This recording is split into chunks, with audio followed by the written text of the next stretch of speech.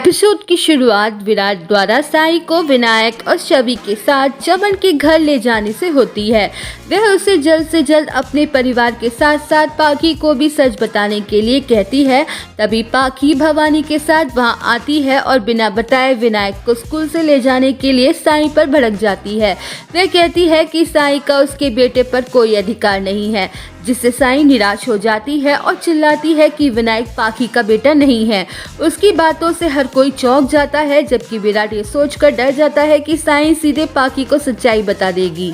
इधर विराट स्थिति को संभालने की कोशिश करता है और साई और पाखी के बीच में आता है। वह उन्हें रोकने के लिए कहता है, जबकि पाखी आग बबूला हो जाती है और कहती है कि वह जानती है कि विनायक उसका जैविक पुत्र नहीं है, लेकिन वह उसे अपने बच्चे से अधिक प्यार करती है। वह उन सभी प्यार और देखभाल के बारे में बताती है जो उसने उस पर बरसाए हैं और साई को उनके बॉन्ड के खिलाफ एक शब्द भी नहीं बोलने की चेतावनी देती है। साई पाखी को देखती है और सच्चाई का खुलासा करने से खुद को नियंत्रित करती है। पाखी विराट को घूरती है और घोषणा करती है कि वह हमेशा साई का समर्थन करेगा और उसके खिलाफ कभी भी स्टैंड नहीं लेगा। वह उसके व्यवहार के लिए उसे फटकारती है, जबकि वह इस मामले के बारे में सोचता है और कहता है कि वह पाखी को सच नहीं समझा सकता। आगे साई अपने परिवार को सच्चाई बताने के लिए विराट को समय सीमा देने के बाद वहां से चली जाती है। इस बीच साई एक पूजा आयोजित करती है और अपने बेटे विनायक को वापस पाने के बारे में सोचकर खुश हो जाती है। वह सबको मिठाइयाँ बांटती है और फिर उषा की ओर जाती है और उसे भी खिलाती है। उषा ने साई से मामले के बारे में पूछा, जिस पर उसे पता चलता है कि विनायक साई का अपना जैविक पुत्र है। उषा साई के साथ भावुक हो जाती है और अपनी खुशी व्यक्त करती है। साई फिर कहती है कि भगवान उसे इतने संकेत दे रहे थे, लेकिन वह इसे समझ नहीं पा रही थी।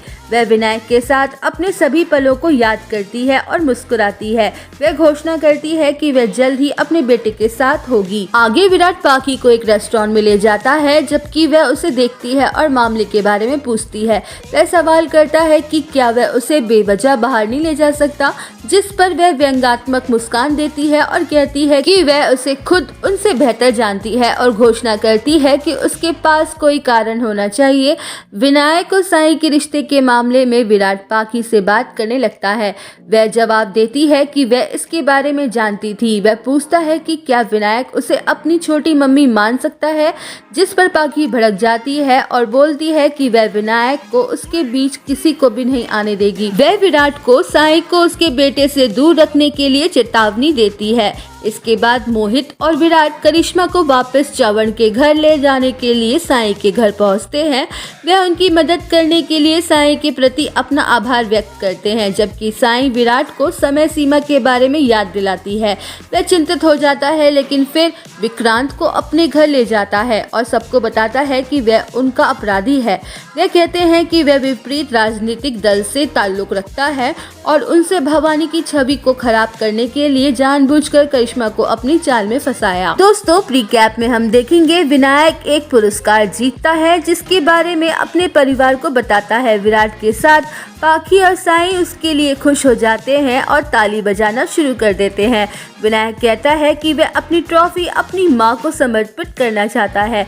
वह साई और पाखी को देखता है, जबकि वे मुस्कुराते हैं और उसकी ओर बढ़ने लगते हैं। विराट उन्हें देखता है और चिंतित हो जाता है। वह सोचता है कि उसने पाखी को नहीं बताया है कि विनायक साई का बेटा है और ये सोचकर परेशान हो जाता है कि वह क्या करेगा।